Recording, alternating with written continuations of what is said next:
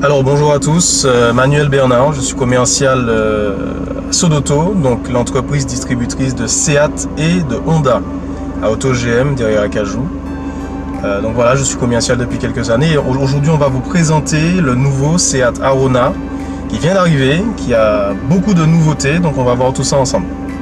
Alors, est-ce que tu peux nous parler un petit peu justement du véhicule, parce que c'est le deuxième SUV de la marque? Exact. Alors pourquoi d'abord un deuxième SUV?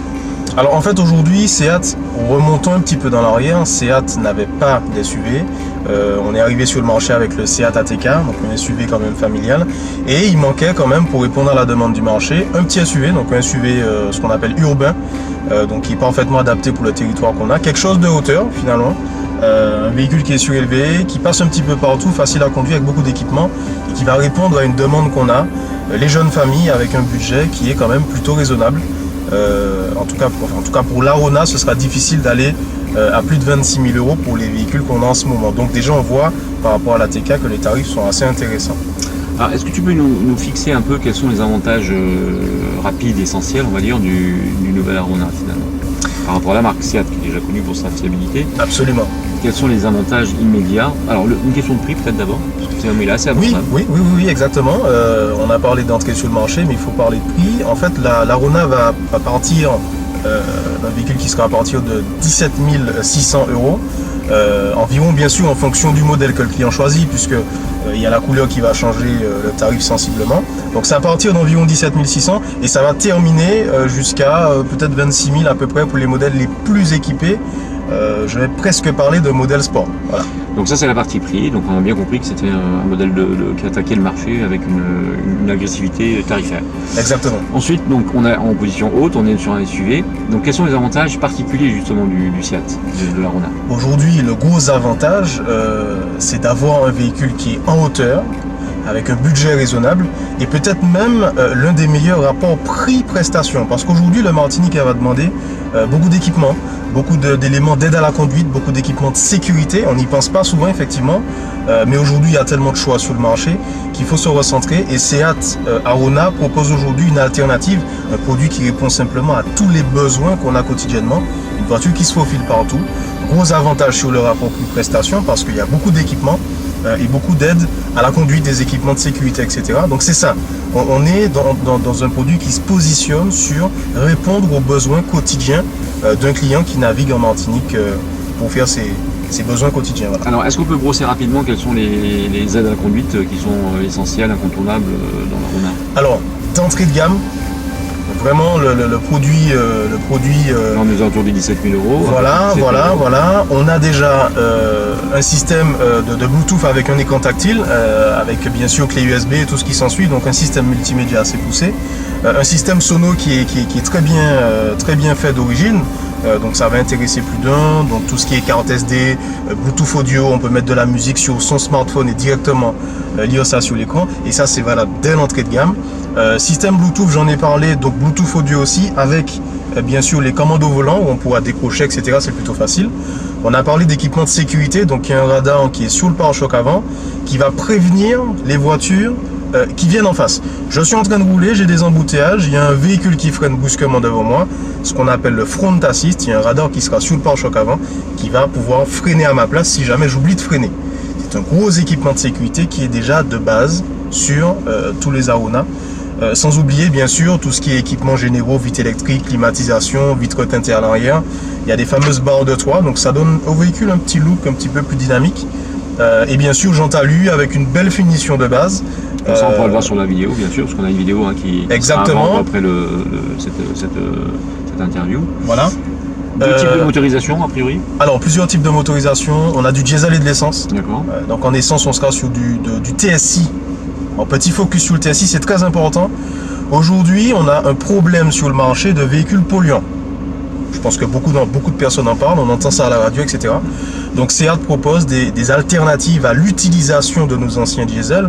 Aujourd'hui on a peur de la consommation, je vous rassure tout de suite. Seat a développé un moteur Eco TSI, donc du 95 chevaux en essence turbo, qui va consommer effectivement autour de 4 à 5 litres au 100 en conduite réelle en Martinique, et des moteurs un petit peu plus puissants, toujours en Eco TSI, en 115 chevaux, avec un turbo bien sûr. Donc en résumé, ça va vous donner de la force pour grimper des bornes et ça va économiser de l'essence. Aujourd'hui, quelqu'un qui fait quasiment 20 000 km par an peut prétendre à ce type de moteur facilement, et c'est beaucoup moins cher à l'achat. Donc là, on a parlé de l'essence, on va aussi parler du diesel. Donc on a une version 95 chevaux en diesel qu'on est en train d'essayer aujourd'hui, qui a beaucoup de couple, qui a beaucoup de force, donc c'est parfait pour les membres, ça consomme très peu, et bien sûr aux dernières normes européennes, puisqu'on parle souvent de la pollution de l'air. Voici un petit peu les gammes de moteurs, bien sûr réparties sur 3 finitions. Référence, c'est l'entrée de gamme, style, le moyen de gamme, et bien sûr le plus haut, la version FR, qui sera réservée pour des versions plutôt sportives. Alors, on a vu que c'était un véhicule qui donc était haut en conduite. Donc voilà, un petit appel téléphonique, ça arrive. Et je vais couper là, hein, c'est pas grave. Donc on a vu que c'était un véhicule qui était plutôt haut en conduite, on a compris que c'était un véhicule, donc c'est un SUV qui s'adresse plutôt à la famille.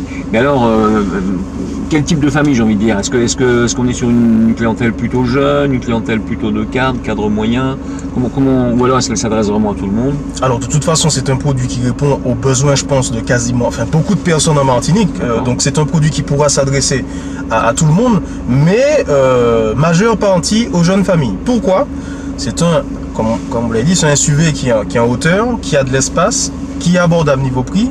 Mais n'oublions pas qu'aujourd'hui, ça reste un véhicule de 5 places avec un grand coffre, une roue de secours, 5 places assises. Donc ça peut répondre à une jeune famille qui aurait des enfants, qui veut rester raisonnable au niveau budget. Et n'oublions pas que c'est un véhicule, comme je le disais, qui a un très bon rapport prix-prestation. Donc toute la clientèle qui sera férue des équipements technologiques, de l'écran tactile, du système Bluetooth, des haut-parleurs, etc., de la caméra de recul, tous ces clients qui recherchent ce côté option et prestations, ça va aussi répondre à ce type de clientèle. Donc jeune famille et un système un petit peu plus large pour répondre à... D'accord. Ensuite, on a remarqué, nous, en tant que journalistes, que la voiture était assez féminisée, finalement, quelque part. Est-ce que là, il n'y a pas aussi une nouvelle clientèle qui viendrait chez Seat? Absolument. De jeunes femmes qui cherchent une condition de sécurité? En fait, finalement, Seat a gardé quand même un aspect visuel au terme du design de la voiture, très marqué. On voit une Seat, les lignes sont assez fluides, c'est très travaillé, c'est très joli, ça plaît beaucoup aux femmes. On a quand même un sacré caractère dynamique, donc on a toujours les messieurs qui continuent à acheter ces voitures, mais voilà, tout à fait adapté aux jeunes familles, notamment aux femmes qui achètent beaucoup cette voiture. Alors, en termes de fiabilité maintenant, donc on peut parler de la marque Seat à ce niveau-là. Bien sûr. Toi, tu travailles pour Seat, donc c'est logique que tu sois le plus objectif possible finalement. Absolument. Ce qu'on pourrait penser. Absolument. Puisque, non, mais on va essayer de répondre à la question en toute transparence. De toute façon, aujourd'hui, je pense qu'il y a tellement de choix sur le marché qu'il y a beaucoup de clients qui se posent la question. Aujourd'hui, est-ce que j'achète une voiture? Est-ce qu'elle va durer dans le temps? Là, on est sur un produit qui utilise des plateformes, des moteurs et des options qui sont utilisées dans le groupe de la marque, notamment des moteurs et des options qui sont utilisés sur Seat ATK, sur Seat Leon. Donc c'est des équipements qui ont déjà fait leurs preuves et qui sont construits pour durer longtemps. On a une stratégie aujourd'hui de fournir un produit, mais c'est pas non plus un produit où on va ne pas faire attention au côté qualitatif. On va produire une voiture qui est faite pour durer longtemps, et je vais employer un mot qui est très important, qui sera tropicalisé, adapté à la chaleur, un moteur qui est renforcé, un châssis aussi qui est renforcé, qui est adapté effectivement à tout ce qu'on a en Martinique, etc. On a un produit qui est construit pour que ça puisse durer longtemps avec un entretien raisonnable. Alors, pour te rencontrer, qu'est-ce qu'il faut faire? Venir à la concession, ça c'est la première des choses. Voilà, ce serait bien de... venir la voir et l'essayer. Voilà, de venir l'essayer. Donc on propose des essais un petit peu tous les jours, du lundi au samedi. Pour me joindre, donc je suis présent en concession tous les jours. Pour me joindre, n'hésitez pas. Donc je fonctionne par mail ou par téléphone au 0696 31 51 16, c'est mon portable.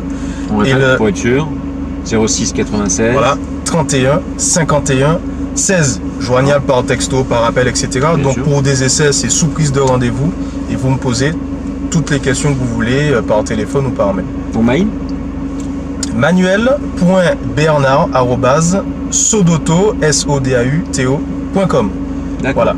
Eh bien écoutez, super Manuel, je te remercie en tout cas d'avoir ce petit moment avec nous. Pas de souci. C'était utile, c'était intéressant de retrouver cette voiture qui va avoir son importance et sa place sur le marché. Exact. Et je vous encourage tous à aller faire l'essai.